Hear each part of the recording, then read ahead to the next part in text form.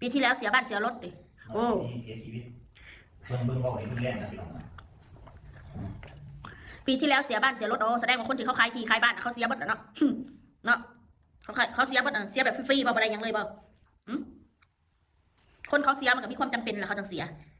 บ่มีความจำเป็นเขาสิไปเสียเห็นยังล่ะบ่มีคนใดดอกจะขายสมบัติแดกถ้ามีนะมันก็มีเหตุจำเป็นกันทั้งนั้นเสียดายก็ได้แต่เสียดายแต่สิ่งที่มันเกิดขึ้นมันมองบ่เห็นอนาคตถ้ากูหูกูสิเห็นซะบ่ซะกูจะเอาเงินฝากธนาคารไว้ใส่ทองเต็มเตาเลยว่ะปานนี้ฮะถ้ากูบ่ไปซื้อดินซื้อเรือนซื้อซ่านนะไปซื้อแห่งที่ดินกูเก่ากูติเพราะว่าอีนั่นแม่ว่าบ่มีเฮือนมาอวดไปวันๆบ่มีเฮือนอีกบัดนี้กูไปเห็นคนพบเขาเรียกอะไรนะสัจธรรมความเป็นจริงน่ะเด้อสิบอกไว้ให้อยู่ไสก็อยู่ได้พี่น้องเอ้ยถ้ามีเงินมีทองอยู่ในตัวนะมีเฮือนหลังมาเลิกมาล่าบ่มีเงินก็บ่มีความสุขพี่น้องเอ้ยอันนี้จากประสบการณ์ข่อยแม่นอยู่ดอกว่าเฮือนนับวันเราแก่โตขึ้นทุกวันเราก็ต้องมีที่อยู่อาศัยถ้าเจ้ามีเงินนั่นเจ้าอยู่ไสก็ได้ในโลกใบนี้ฮะนะบางเถื่ออยู่ไปแล้วมันอยู่แล้วมันบ่มีเงินมีคำมันบริเห็นในห้องหังเขารวยได้เขาก็ต้องปล่อยไม่ยังก็ได้แม่นปะล่ะความคิดคนเฮาแต่ละคนมันบ่คือกันอยู่แบบไร้ญาติขาดมิตรนะมันคือแต่เรื่องเก่าเรื่องเดิมเรื่องเดิมเรื่องเก่าบ่ดอกถามว่าเสียมุกเสียใจมันก็มีการเสียใจบ้างแหละคนเฮาถ้าว่าต้องไปแสดงออกสุขอย่าไปเล่าให้ใครฟังได้ยินบ่นี่อย่าไปเล่าให้ใครฟังทุกข์ก็อย่าไปเล่าให้ใครฟังมันเรื่องของเจ้าของนะบางคนเขาหลับรู้เขาหลับฟังแค่หลับฟังแล้วพ่อเขาก็ไปนินทาเฮาเวลามีความสุขก็บ่ต้องไปเว้าดอกว่าโอ้ยข่อยมีอันนั้นข่อยมีอันนี้บ่ต้องไปเว้าเวลาเจ้ามีความทุกข์เจ้าก็บ่ต้องไประบายกับใครดอกบ่มีผู้ใดมาซอยเหลือเจ้าได้เพราะพื้นชีวิตนะไประบายผิดคนมาถือเขานินทาซ้ำอันนี้แม่นบ่เอาไปบ้านเฉยๆไม่ต้องไปสนใจกับใครเกิดเป็นคนนะต้องไปยุ่งวุ่นวายกับใครอีกอยู่มีกินยังก็กินไปคนที่มันเบาเขามันบริหารเขาเด็ดเขาหากินเองเขาคนที่เขาให้กำลังใจก็ขอบคุณหลายๆแค่นั้นแหละขอบมุกขอบใจเพิ่นที่เพิ่นดูแลเฮาที่เพิ่นเข้าใจเฮาแค่นั้นเองมีอย่างไรแค่นั้นเองมีอย่างไรเอาล่ะพี่น้องสำหรับคลิปนี้ก็เขาก็สิไว้พรในทุกคู่ทุกคนคุณพ่อคุณแม่เด้อพี่น้องเขาก็สิไปหาคุณแม่มอนกับสิไปอันสมมาเราปีใหม่แล้วนะพี่น้องเนาะเสียคันหาสมมาเมก่อนปีใหม่ตอนรับปีใหม่แล้วด้วยการท้าคุณแม่มอนจะหน่อยพาออกมาเนาะดึกแล้วดึกแล้วที่ทุกคู่ทุกคนเด้อที่กินฮอดกินถึงเด้อนี่ก็ออกมาเนาะดึกแล้ว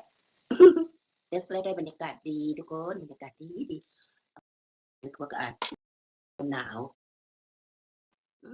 แล้วเขาก็อยู่บ้านก็เย็นดีบ่ได้ร้อนคือพวกบางคนเฮางกเฮาหากูว่าติ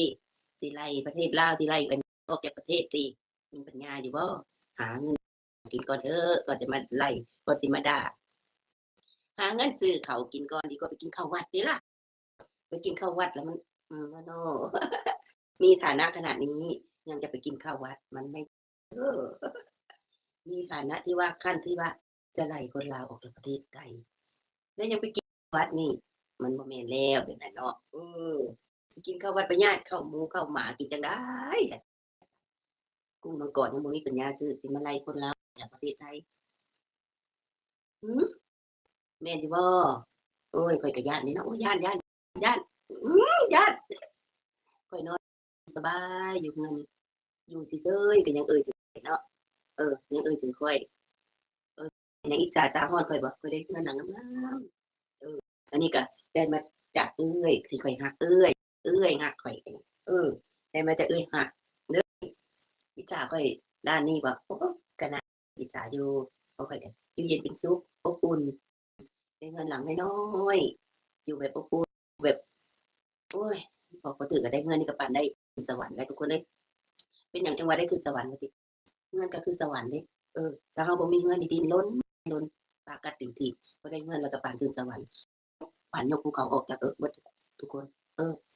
บิ่งนี้เขาอิจฉาข้อยนะขนาดที่อิจฉาขอบใจที่เอ่ยถึงกูเด้ออีพวกคิดฮอดกูนั่นล่ะขอบใจที่เอ่ยถึงอืมส่วนหลายอยู่ดอกที่พวกมึงอิจฉาก็ได้ปีใหม่จ้ะสิพากินหยังก็เอาลงให้เบิ่งแหน่เด้อสิได้กินคือเว้าพวกมึงน่ะหาเงินไปตัดอันทวงถิ่มก่อนแล้วจะมาเฮาถึงผู้นั้นถึงผู้นี้ว่าผู้นั้นทุกข์ผู้นี้ยากว่าผู้นั้นอยู่ประเทศลาวจังซี่โอ๊ยได้ยินข้อยก็สิไล่คนลาวออก แล้วข่อยสิไปทำมาหากินอยู่ไสอีกล่ะบัดนี้ ตาย บ่ทำมาหากินแล้วเขาสิไปเที่ยวจังไดล่ะมีแต่หมู่พวกมึงสิไล่เนาะเว้าอยู่คนลาวอยู่หม้องไล่ก็สิไปไล่ว่าติไปถ้ามีปัญญาไปไล่โลดอืมขนาดเจ้าของบ่มีปัญญากินยังไปกินข้าววัดเลยว่าติไปกินข้าววัดเด้อทุกคนตายมาไล่คนลาวตายแล้วเอาสมองส่วนใดคิดเด้เนาะอือออกมาส่ำนี้ล่ะมันดึกแล้ว ก็พวกมันเว้าอะแหละพวกมันก็ยังออกมาหน่อยหนึ่งเนาะมื้อนี้มาเอออย่าดีแต่เฮางงๆไปค่อยทางนี้อืมบ่ได้เห็นแล้วเป็นจังไดหน้าสแตงหือบ่ได้เห็นแล้วเนาะมื้อนี้ก็ดึกแล้วมื้ออื่นสิไปงานแต่งเด้ออีกระเทยเฒ่าสิไปงานแต่งมื้ออื่นน่ะเลยเว้าบ่ดะบ่หลายแล้วก็สิพักผ่อนให้หน้าผ่องใสแล้วมื้ออื่นสิไปงานแต่งถามเด้อว่าสิไปงานแต่งบ่หรือว่าบ่แม่นมื้ออื่นเนาะมื้ออื่นนี่ไปเฮ็ดของกินของอยู่ได้คิดเด้เนาะอือ ออกมาส่ำนี้ล่ะมันดึกแล้วก็พวกมันเว้าอะแหละพวกมันก็ยังออกมาหน่อยหนึ่งเนาะมื้อนี้เฮาออกหน่อยหนึ่งเขาก็ได้เฮาเป็นจังใดกะทักทายกันเด้อคิดฮอดข้อยติคิดฮอดก็มาเอออย่าดีแต่เฮางงๆไปค่อยทางนี้อืมบ่ได้เห็นแล้วเป็นจังใดหน้าสแตงหือบ่ได้เห็นแล้วเนาะมื้อนี้ก็ดึกแล้วมื้ออื่นสิไปงานแต่งเด้ออีกระเทยเฒ่าสิไปงานแต่งมื้ออื่นน่ะ เลยเว้าบ่ดะบ่หลายสิพักผ่อนให้หน้าผ่องใสแล้วมื้อสิไปงานแต่งถามเด้อว่าสิไปงานแต่งบ่หรือว่าบ่แม่นมื้ออื่นเนาะมื้ออื่นนี่ไปเฮ็ดของกินของอยู่การอยู่การเฮ็ดของกินอยู่ไปมื้อนี้ก็ไปก่อนนอนพักเหงื่ออาบแรงไปช่วยงานเพิ่นมื้อฮื้อก็เด้ออีกกระเทยขี้ทุกข์แต่เฮาก็บ่ได้แต่เฮาก็บ่ได้เบ่งบ่ได้อวด